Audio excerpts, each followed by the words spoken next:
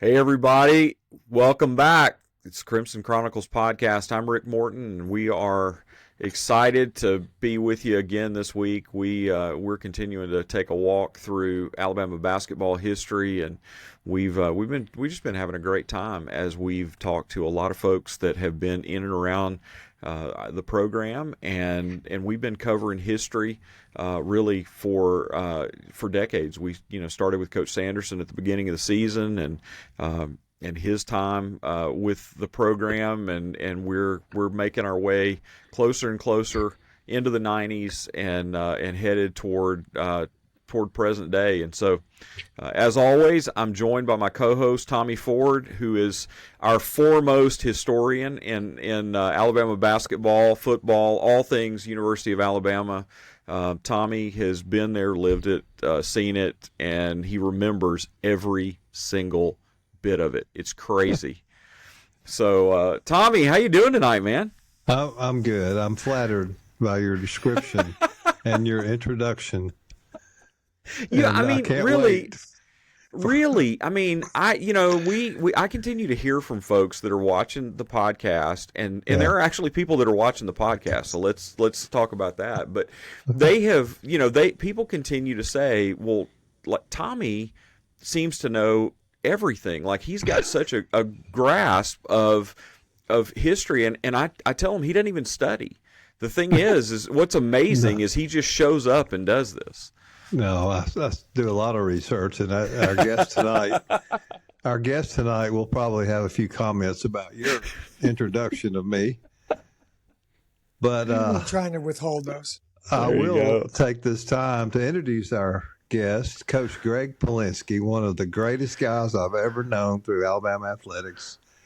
Gregg was a hot shooting guard at Northern Arizona. And Gregg, I'll tell you a quick story about Northern Arizona. We went to the Fiesta Bowl 1990, and we played golf in Phoenix one day, and we rode up to Flagstaff, Arizona for the Snow Bowl and went snow skiing the next day.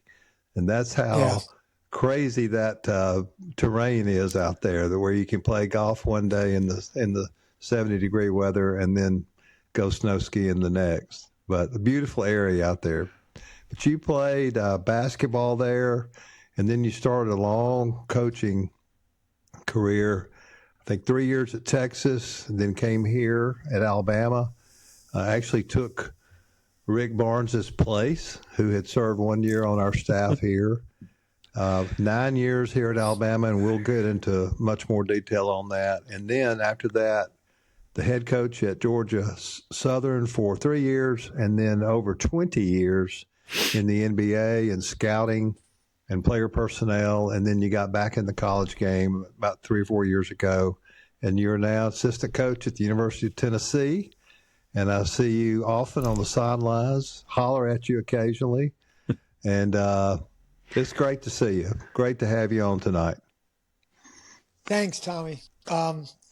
You're also one of my favorites, T. So, Rick, just getting to know you, but you guys know immensely that how much I enjoyed my time at Alabama. It's where we make our home in Hoover.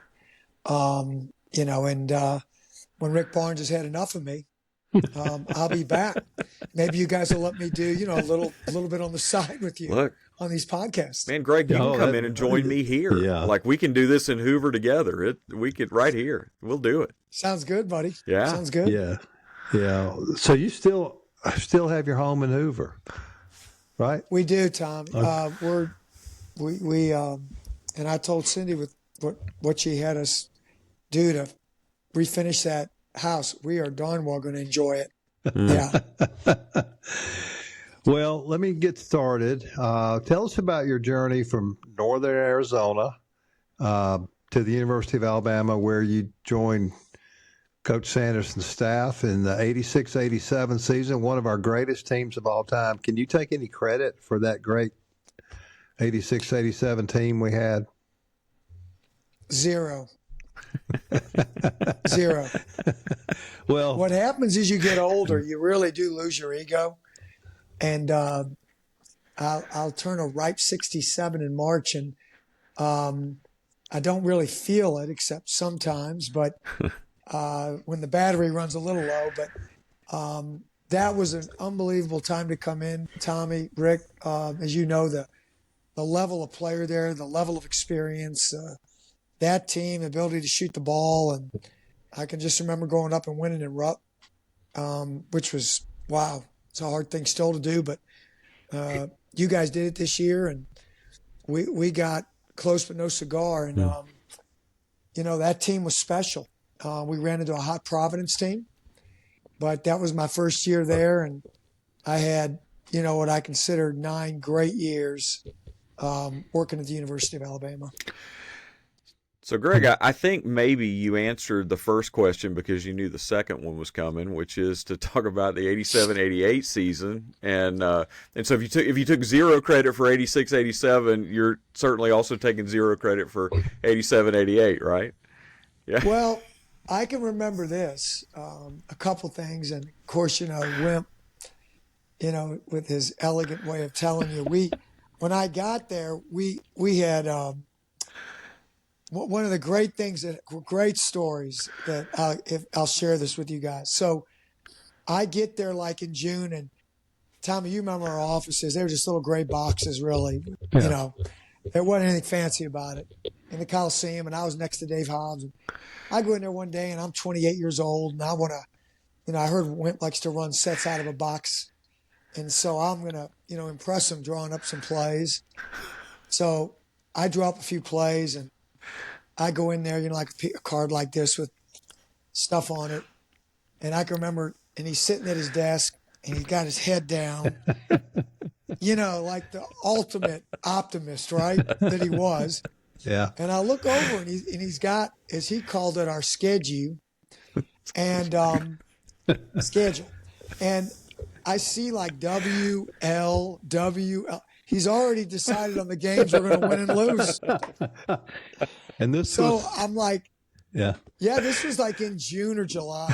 So I'm really kind of nervous, and I go, he never looks at me. And I said, Coach, do you got a second? Come on in, big man. Come on in.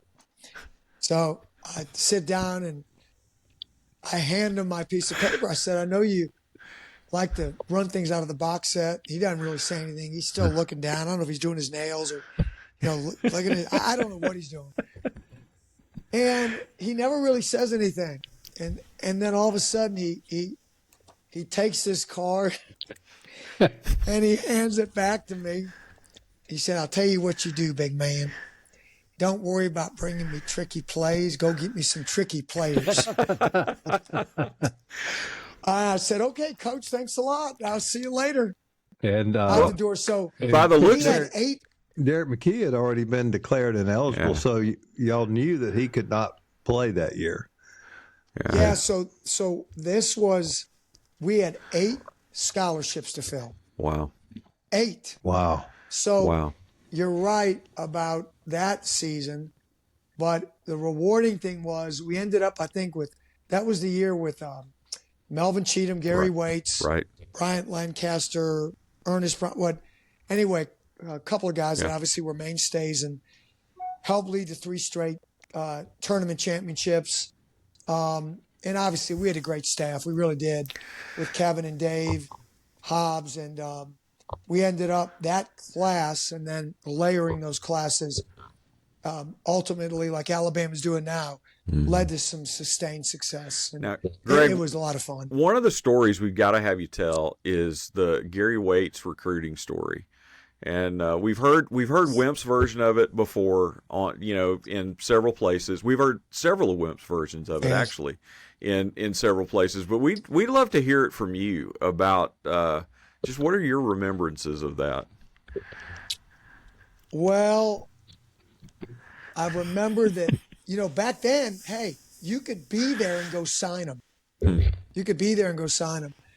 And I think Gary had just come back from Clemson, and that was the same year we signed Alvin Lee too, Tommy.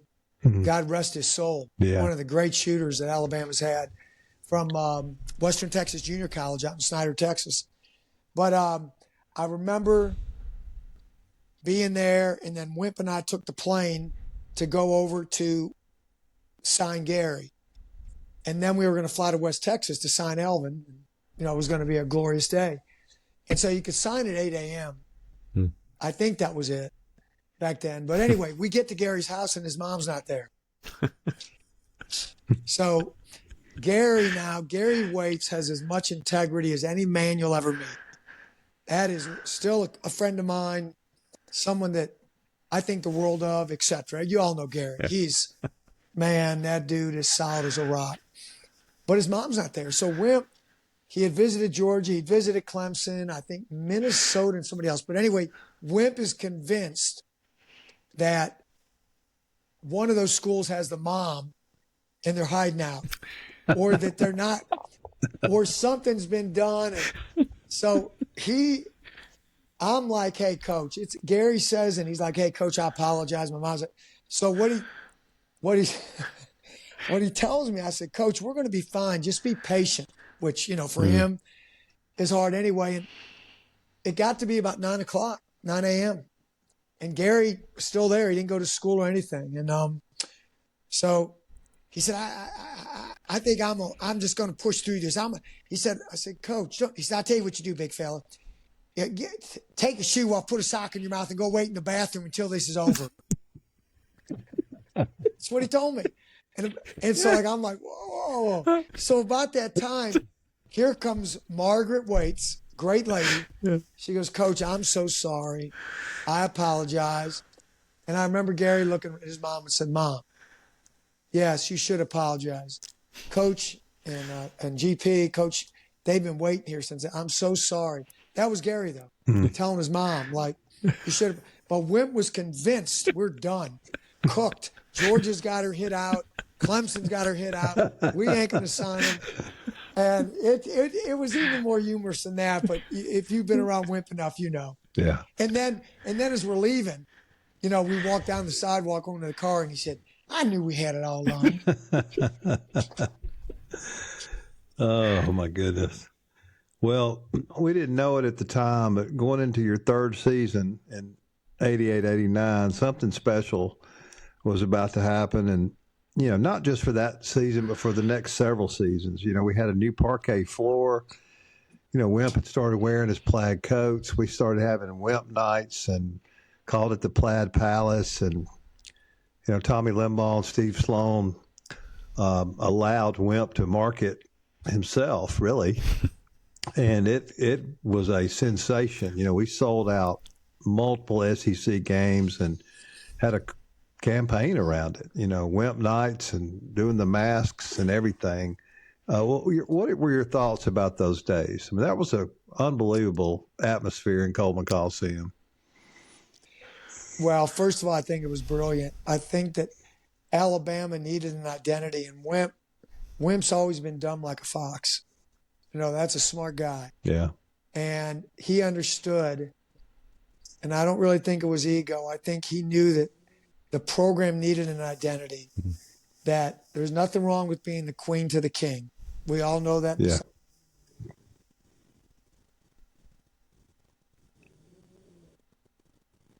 So this became the deal. If we could, the caricature of Wimp, how do we get people to identify with Alabama basketball?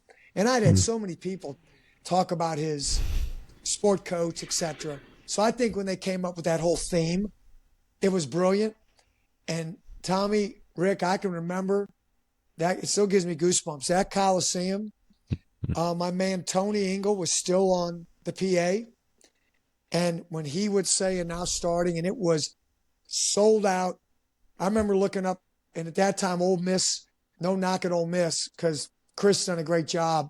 But back then, that wasn't one of the premier teams in the league. And I remember walking in that Coliseum, and when I saw the Ole Miss game was sold out, and I remember Ed Murphy said after the game, Boston Celtics couldn't win it here. Wow. The crowd was that electric.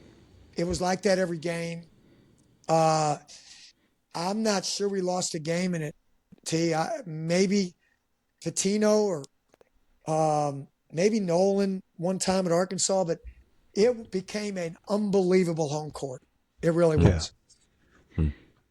Yeah, and here we are 35 years later, and we're still talking about Wimp's coats. I mean, the ESPN announcers were talking about it the other day. They asked Nate Oates, are you wearing that coat in honor of Wimp? And here he is, 87 years old and still a legend, you know, has a radio show every day, and he's unbelievable. But beginning with that season, Alabama basketball reached heights never seen before. What stands out from you? I mean, we were, I've got like in 88, 89, with 23-8, 12-6 in the SEC, won the SEC tournament in Knoxville, lost to South Alabama in the NCAA. 89-90, finished 26-9, 12-6 in the SEC, won the SEC tournament in Orlando, and that was the heartbreaking loss to Loyola Marymount out in Oakland. And I was with y'all on that trip as ticket manager. 1991, finished 23-10, 12-6 in the SEC, won the SEC tournament, third year in a row in Nashville, lost to Arkansas in the Sweet 16. That was before they got into the league. 91-92, finished 26-9, 10-6 in the SEC, and then lost to Kentucky in the finals of the SEC tournament, and then lost to North Carolina in the NCAA. But what just give us some stories about those years and even the heartbreaking losses and the big wins that you can remember. I think there's a few things that stand out. I think the success at that time, and of course Nate's done an unbelievable job at Alabama, you know, during his era and time there. But certainly I think it was probably the greatest year in Alabama basketball history. What Nate's doing now may surpass it. Who knows? Happy to see them having a lot of success. But I think a couple things, Tommy. Like, I remember that the media started calling it the SEC tournament the Wimp Sanderson Invitational. You know, and I remember into that fourth year, one of my great memories in the Birmingham Civic Center, now called Legends, right? The arena. Legacy Arena. Excuse me. Yeah. Legacy Arena. Elliot Washington's corner three against Arkansas, which was truly to this day one of the best 5 games I've ever been associated with on any level. The players on that court, the level of play. I don't know if we won 93-92, 91-90. I just remember James Hollywood Robinson coming down, spinning at the top of the key, throwing it to Elliot opposite the bench. And Elliot was a guy we had picked up late from, I think, Manatee Community College. That stands out because that game, I think, was epic. I think it was one of the truly great basketball games. Over half the arena was filled with Arkansas fans who travel really well. And then we had the next day to play Kentucky, and I think they beat us pretty good. Very emotional game, very tough game, but that stands out. I think all the great human beings, Tommy, that came through there during that time and my tenure. And I think one of the places back then, now basketball recruiting has changed a great deal because of the association with shoe companies and what circuit you're on, and EYBL and Adidas and Under Armour. I mean, there's so many things. There's so many involvements now, or the networking that's going on. It used to be you recruited more regional, and Wimp's philosophy was very simple. You know, you recruit inside out. You don't let any kid that might be a good player out of the state of Alabama. And, you know, what I found out that made, I thought, Alabama's program unique during that time frame, I think was the right way to do it, was the difference at Alabama in a lot of places is that the Alabama kids took ownership of that program. They truly were passionate. Their soul and heart was embedded into that program. They cared greatly about it. And then you had guys from maybe surrounding states. Gary, we talked about Melvin Cheatham from Louisiana. But the Alabama kids were, man, it was hard to explain how much it meant to them, how much it meant to their families, their high school coaches. It was truly a different era. And I remember that as much as anything, that how passionate, how great the players, the guys I worked with, you said the sellouts, the plaid parquet, the whole thing. It was a really neat era to be involved with the basketball program there. Yeah. So, Gregg, we've heard you talk a little bit about Wimp, and you've kind of given us a couple of stories, but surely you have to have some more good stories on him. What was he like to work for? And then also, and we say a lot of this stuff in jest, but as a head coach, what an incredible head man. And so what was he like to work for as a coach? What were his strengths? What did you learn from him? Yeah, great questions. Here's what I'll tell you. He wasn't hard to work for as long as you're winning. So that year we were 14-17. That was not fun. And so I remember asking him, hey, do you want me a game? He said, I don't care how many games you're at. Get me some players. And he had a few great statements. He said he was a really good basketball coach. And he said, I don't want to coach every possession. Meaning I want players I can get the ball to in location and let them go to work, let them play. I think he had everybody thought he was this tough, had that scowl all the time. I mean, he as I kidded him, he had a great face for radio.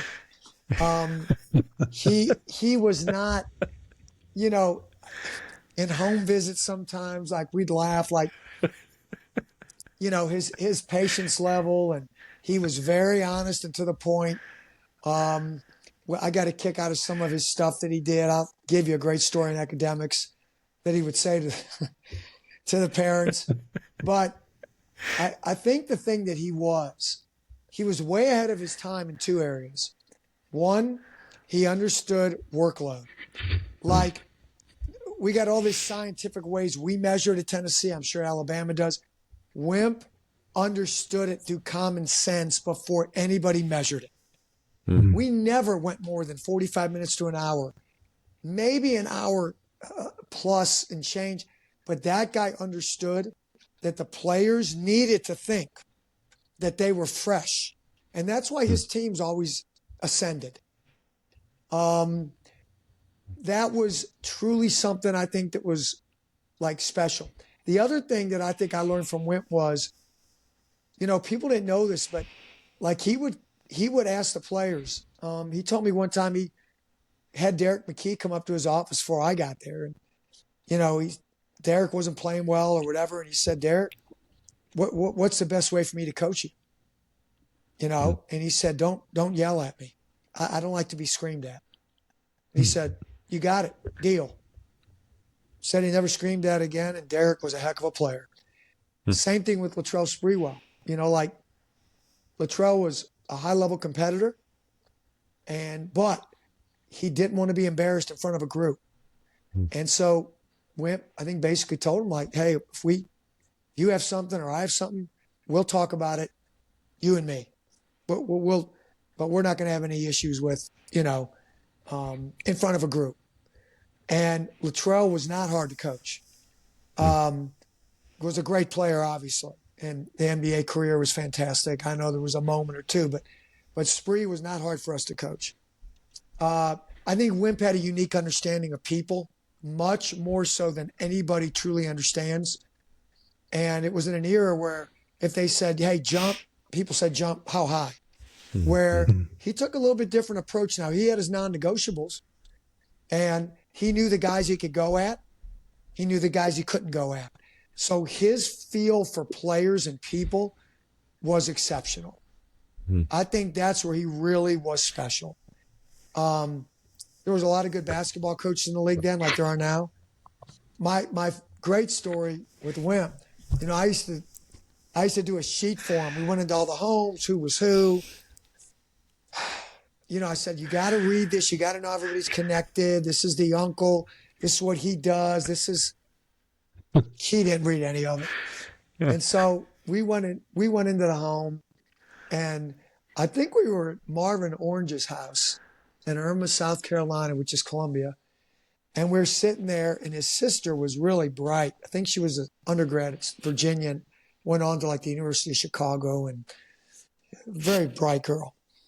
And she said, Coach, tell me about your academics. And basically, so I've got this like laid out from our academic advisor, Kevin Allman, who now I guess an associate AD was. Yeah. And Kevin has given me like great step by step, what you do as a freshman, what you do, where it's going to lead, what we do if this doesn't work, where we're going here, what's your interest level, where we'll direct you. So she's finally said, well, how many of your players graduate? And, and instead of like taking her like through it and this, have a little articulation to the answer, he said, all that want to. Well, it's true. It is true. But I said, could you expound on that just a little? Maybe talk about what we do and how we care about the players and the tutors and the hours they spend and how academics does come first. And that was it, But I knew at that point, so I the longer I was with Wimp, I could you had to kind of set it up a little bit because he was himself. I said, you're really going to appreciate his honesty. And he was to the bone. The guy was honest. Gregg, you mentioned Sprewell about getting yelled at. Well, Melvin Cheatham said the same exact thing, except it was about cursing. He said, Coach, I don't want to be cursed at. And he said, I went there 4 years and never got cursed at by him. So that's interesting. And a book that Pat Williams and I did on called Bear Bryant on Leadership. Everybody said, Coach Bryant did not treat everybody the same, but he treated everybody fairly. And that's exactly, there's different buttons to push for different players and light switches to turn off and on. And you got to know. And Coach Bryant was a master at that. I'm sure Wimp was too. I think that was the key thing with Wimp. And I think that the real thing for me, just going out and recruiting and when I was working there, and Tommy, you mentioned it, it was like a road game when we played in Oakland, all the emotion around Hank Gather's passing at the Oakland Coliseum. We were not the favorite by any means. That was a loud crowd for Loyola Marymount. And I think the plan that Wynn came up with that slowed them down was probably, he deserved credit for so many other things, but so many coaches commented on that to me, how we did it. What happened. And I was actually going recruiting. I had left Long Beach to go to Hutchinson because it was during the period. And I figured, Wimp could probably manage alone with Dave Hobbs. And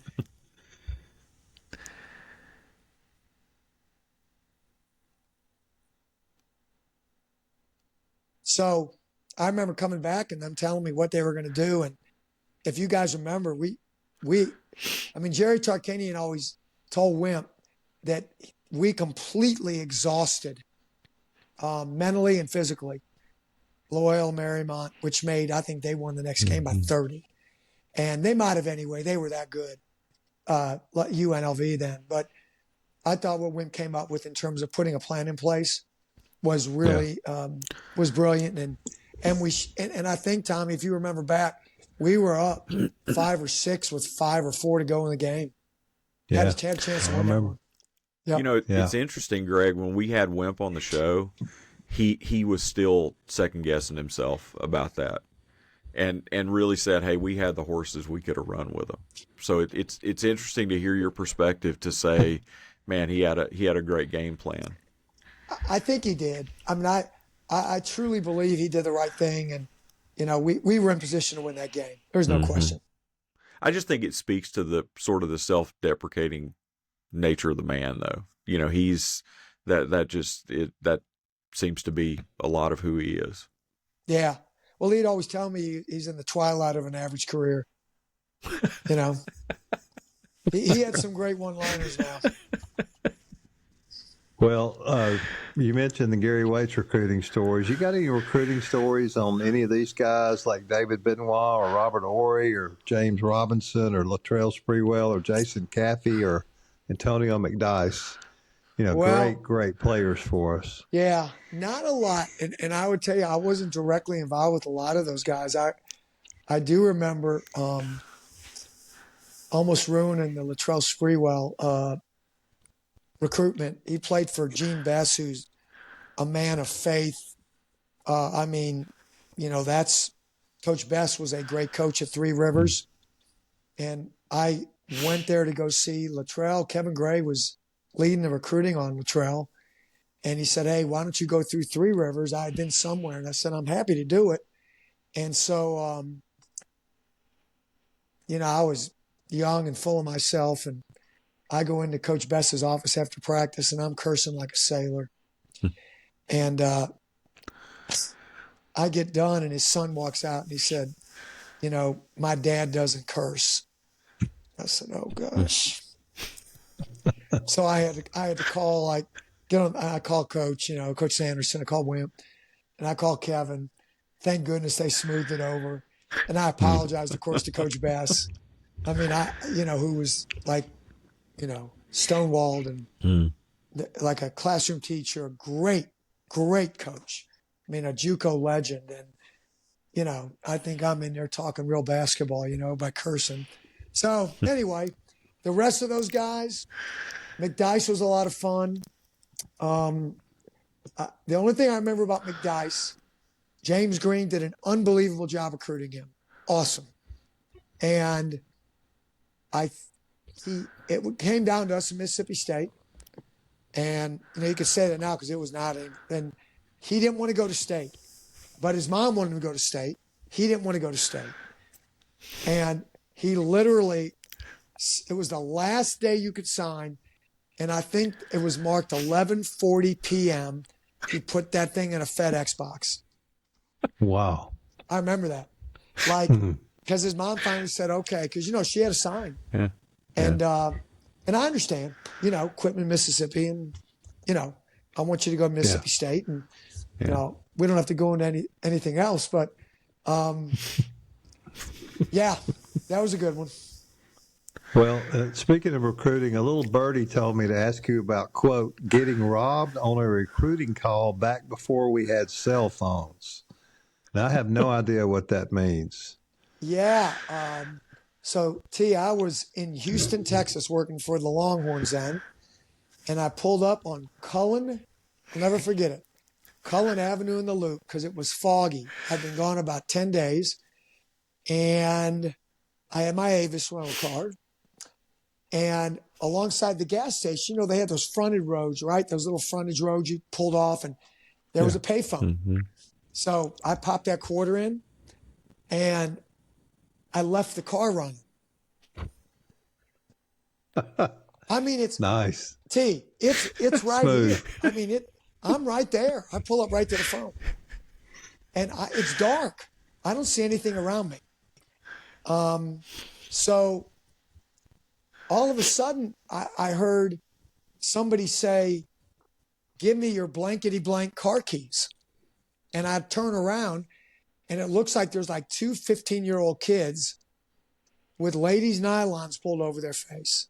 No older than that, with a sawed-off shotgun. It's true. Wow. And the thing that was bad, I had looked up Avis's phone number and threw my wallet back on the front seat. So long story long, I'm thinking to myself, these guys aren't even professional. Like, they're going to shoot me. The car is running. So I said, the car is running. And I'm just sitting there thinking, wow. I mean, it happened so quick, I didn't even have time to be nervous. Mm-hmm. And they took the car. They took my wallet. A policeman was nice enough to come and get me, got me on a Southwest flight to go home. And I can remember saying to him, he said, well, are you sure it was a gun? And I said, officer, should I have asked him to fire it once? And he looked up, he was right, and he looked up and he goes, dumb question. Like that. So, but it was, man. And, but the officer was great. I got on a Southwest flight, flew back to Austin. And that's the end of that story. But yeah, that was the last time I've ever left my wallet. That's the last time I never have ever not taken the keys with me, no matter where I've gone, locked the door. but I had no idea where I was. In the daylight, as I drove by that later again, I realized that was not the best area. Yeah. Well, this same Birdie mentioned That's your amazing. recruitment of Ray Allen to Alabama. He ended up going to UConn for 3 seasons, then became one of the greatest three-point shooters in NBA history over 18 years. How'd you miss out on Ray Allen? Man, Tommy, that is maybe my worst feeling. We're gonna get Ray Allen. It's done. Wow. Now I can't say that often. It's done.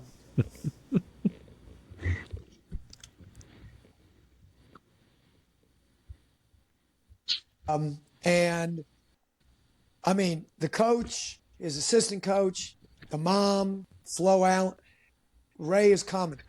They're going to announce it at 8 in the morning. And it's like 11:30 at night, and I get a phone call. Bottom line on it was there was one actor in this that was associated with Ray as a coach, not his high school coach. And he wanted to be included in a special way. And I said, we're not doing that. It's the true story. And I think his dad they were in the military, Denzel, South Carolina, the same place as John Morant, same little town, probably 50 miles from Columbia. But Ray was coming to Alabama. Wow. And I mean, they had the press conference set up and everything. And at that moment, they stopped the whole thing. They called his dad in Korea. And, you know, the gentleman that I guess he and the dad knew each other well. And so he took his visits and, you know, Kentucky, UConn, and ended up going to UConn. That one probably hurt the most of anyone I've ever, recruited and didn't come up with.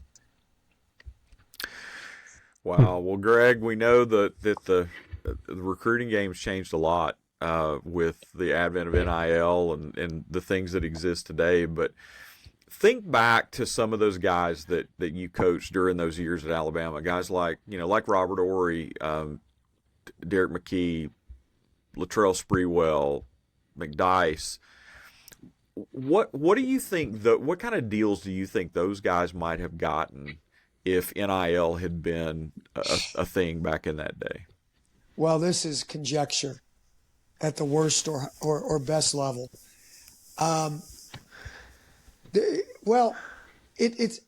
It's hard to say because here's the deal. Like, everybody's got a collective, right? Mm-hmm. And so you can get paid through the collective. And they have to actually negotiate or deal with the player. The coaches can't say, hey, we're going to give you X amount of, we can't do that because then that would be play for pay. If it goes on, it goes on, whatever. But it's not something I want to be a part of. I didn't back then even. Heck, I mean, the NIL was available in the SEC for a long time and in other conferences, believe me. It just wasn't documented. So a lot of those kids, though, then weren't well known. Like McDyess visited like Miami, Alabama, Mississippi State. You know what I'm saying? But let's just say they were in this era. Is that what you're kind of asking me?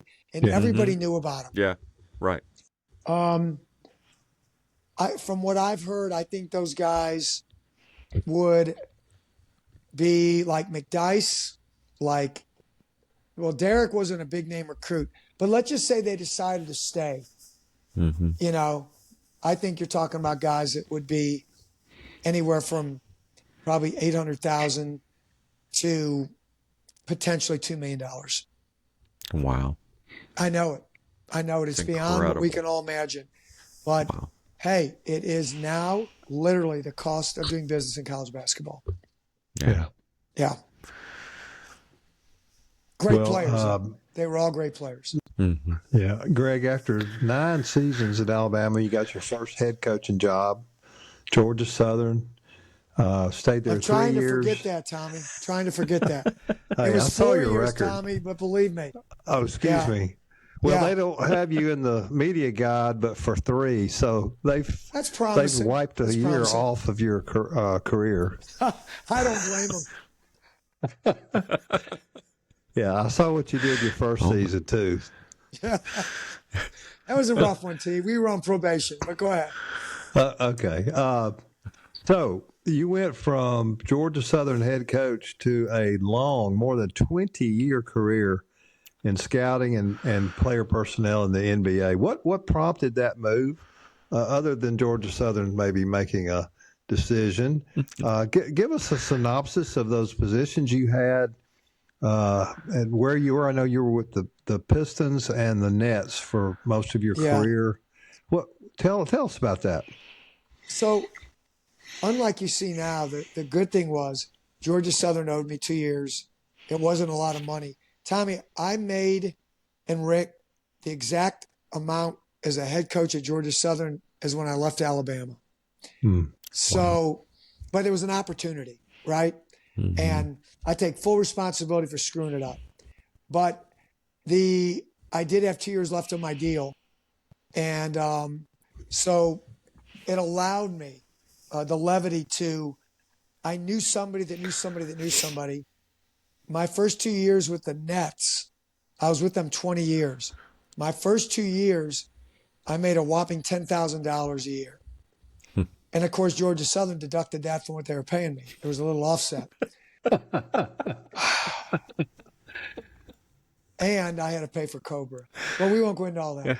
So I still had my Honda Accord. I didn't have a radio, but I had a boombox and I had a cassette player. And they told me that I could cover a regional area.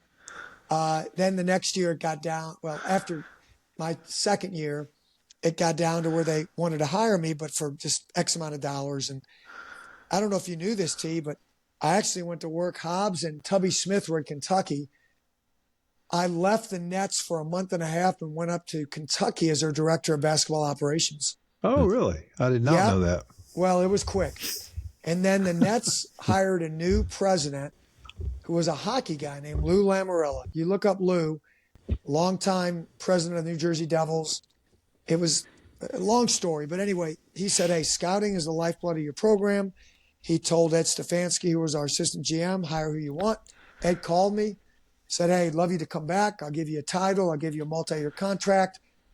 Would you do it? I went in and talked to Tubby. He could not be more gracious about it. Was awesome. Understood it. So I had put down earnest money on a house in Lexington, never moved in, kept that house in Hoover, and went to work for the Nets, worked my way through being a part-time scout to director of scouting to director of player personnel, which in essence meant about the last 15 years of my career, my job was really to oversee the draft, the platform, the foundation, how information was disseminated, like when it was done, our calls, our video studies. It was a lot, but it was a tremendous experience and a great learning experience. And, I was very passionate about it. I worked with a lot of great people. I didn't have anything to do with coaching. Nobody needed my help, especially if they saw my record at Georgia Southern. So it was great. And then when the Detroit deal came, I went there with a friend of mine and I moved there. I never lived in Brooklyn or East Rutherford, New Jersey, where our office was. I'd always lived in Hoover during that time. And I was up there a lot, but, never had to move. I did move to Detroit, and that was a great experience being in the office. I learned a lot about the cap, at least general things. I learned a lot about the rules, trades, strategizing. I'd learned some, but being there daily was very helpful. Got to see the world, international recruiting. Developed a lot of friends, still have them in Italy and Spain and Serbia. So awesome experience, guys. And when that ended in Detroit, I left in 21. I asked Rick about coming here as a volunteer. I'd save my nickels and dimes, and I think Warren Buffett and Bill Gates are safe. That I'm not going to surpass them.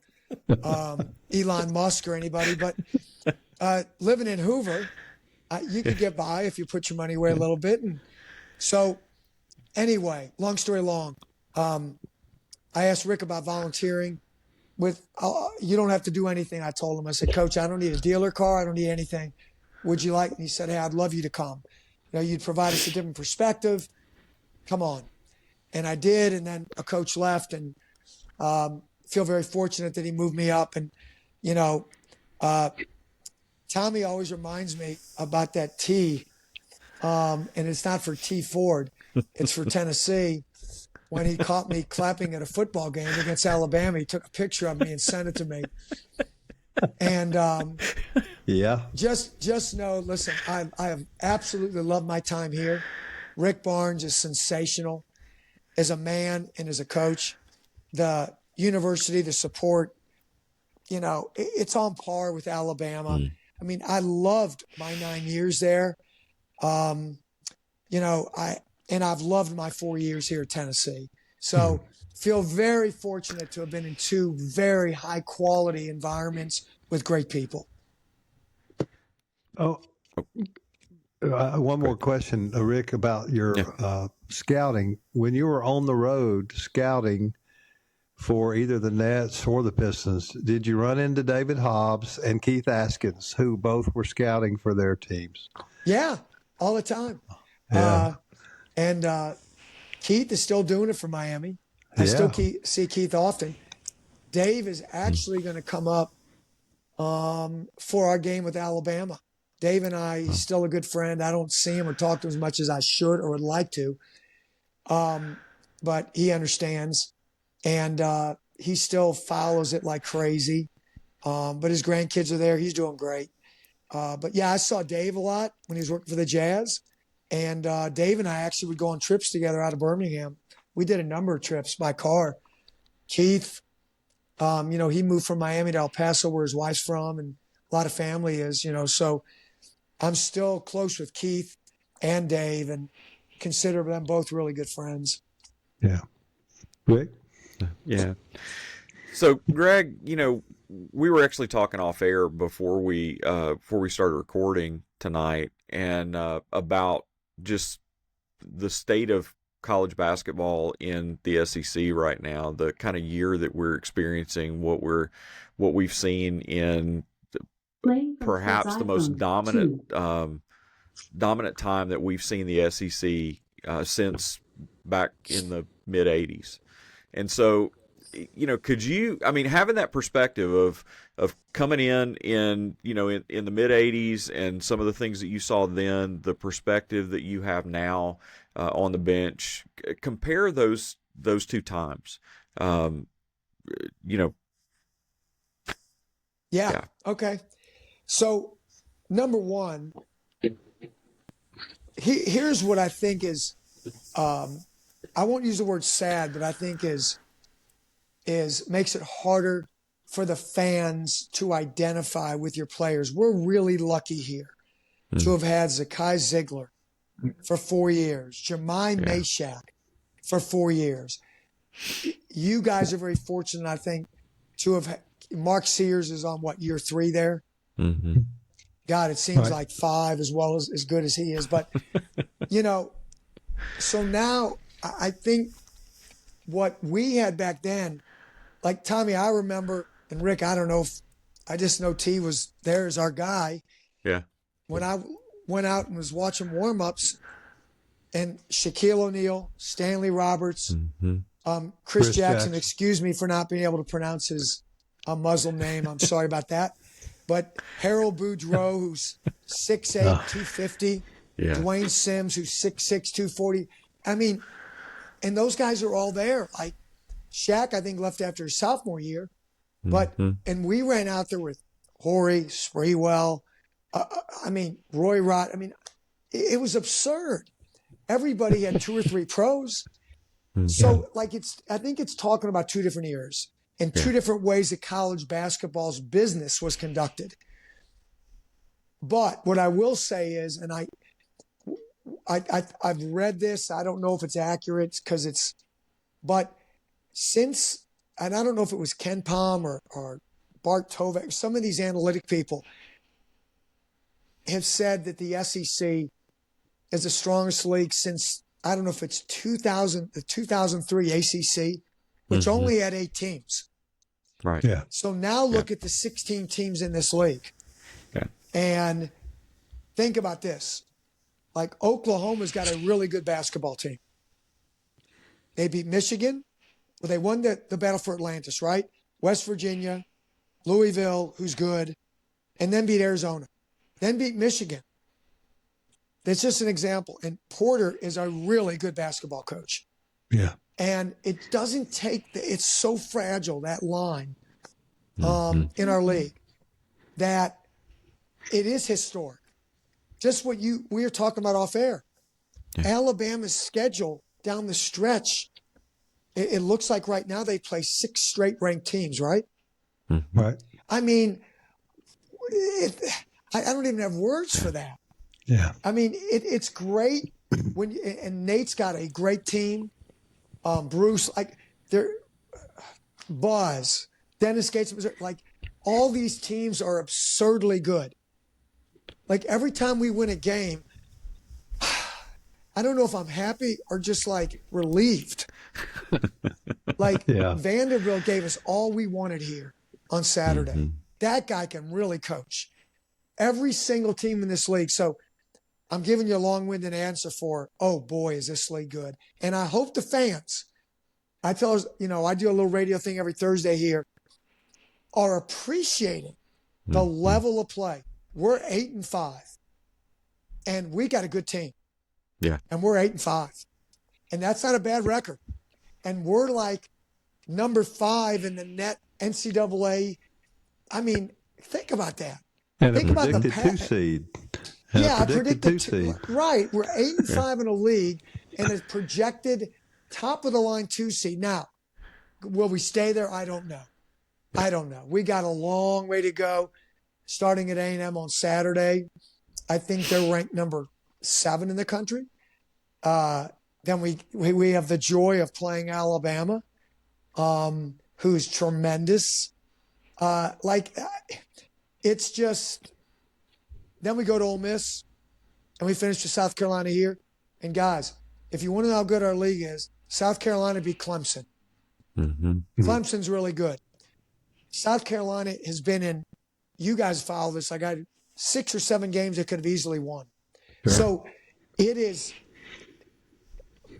When we tell our guys, if you don't go out and give an A+ effort, you will come in here very sad.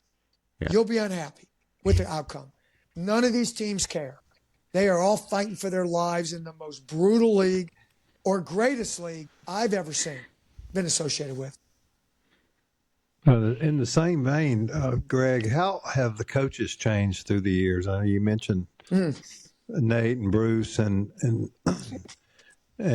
some others, but back in your days at Alabama, I mean, you had Dale Brown, you had Sonny Smith, you had Wimp, and such big personalities. Compare the coaches back then to coaches now? Yeah, well, you mentioned some real tremendous characters. I mean, Coach Durham at Georgia, and Ed Murphy at Ole Miss, and Nolan. My God, was he? I think he's one of the truly, truly great coaches. Maybe even underrated. How good Nolan Richardson was. Yeah. Patino was in the league. I mean, there's always been great coaches in the SEC, right? Mm-hmm. Storm and Norm, was it Norm Sloan in Florida? Oh, yeah, who banged the table, I think, when my man Doc held it. It's the longest 3 seconds I remember. JJ banked it off the board. Yeah.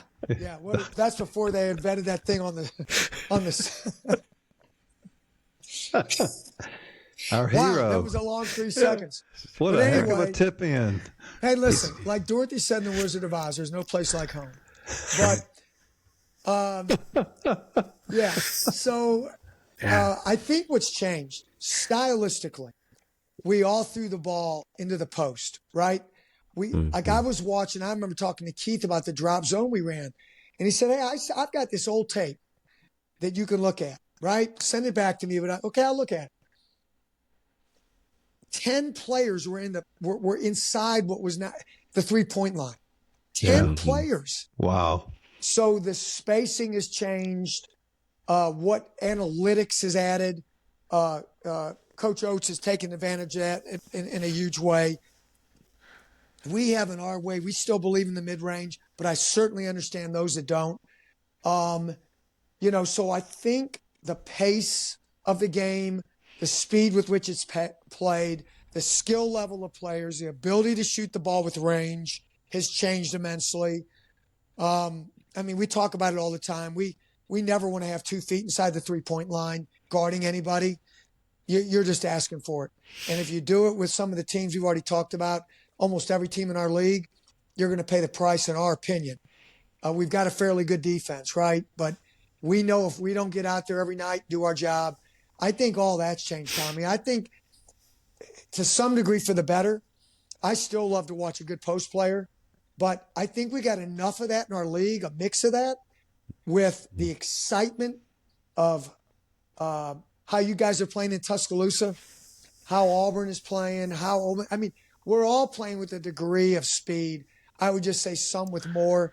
And hey, there's a million ways to slice the pie, but it's been a good pie. Yeah, that's great. Rick? Man, Gregg, we've had a fun conversation. This has been amazing. Well, maybe not very educational, but I've enjoyed it. I know We'll I've probably not said the smartest things, but no, man, fantastic time, and thank you so much for your time, and just running down memory lane with us a little bit on the things that you remember. Thanks for some great Wimp stories, and some other things that we're able to sink our teeth into. I think, as we close, typically we ask our guests to give a big Roll Tide. We especially want you to do that because we're going to go ahead and send it to Rick later this evening if you would do that for us. No, we're not going to ask you to do that. I won't, but let me tell you that I'll always have a very special place for Alabama in my heart, and I mean that genuinely. But I don't think you want to hear Go Vols either, do you? Yeah, no. No, we don't. We were just glad that you didn't show up in orange from head to toe. So that felt like a bonus. So, yeah, but man, no, seriously, so grateful for you to sit down with us, and this has been a great interview, and we look forward to seeing you here in a couple of weeks. We'll be looking for you on the bench. Thank you, guys. Tommy, great seeing you. You've been a long same time here. friend, and Rick, fantastic getting to know you. Thank you for doing that, Gregg. Yeah, great to meet you. My Folks, pleasure. thanks for joining us. We're so glad that you spent a little bit of time with us here on the Crimson Chronicles podcast. As always, tell your friends about the things we're doing here. Like, rate, and review. We'd love for you to subscribe to our channel. That helps us and helps us with the things we're trying to grow here. And reach out and let us know. We'd love to hear who you'd like to hear from, things that you'd like to hear addressed here on the podcast. We conserve those things, and we certainly want to take your thoughts and your wants into action as we plan for the future. And so for Tommy Ford, I'm Rick Morton. We say Roll Tide. Roll Tide. Thanks for joining us. Roll Tide, Gregg. Thank you, guys. Love being here. Appreciate it, See ya. fellas. All right. Bye-bye.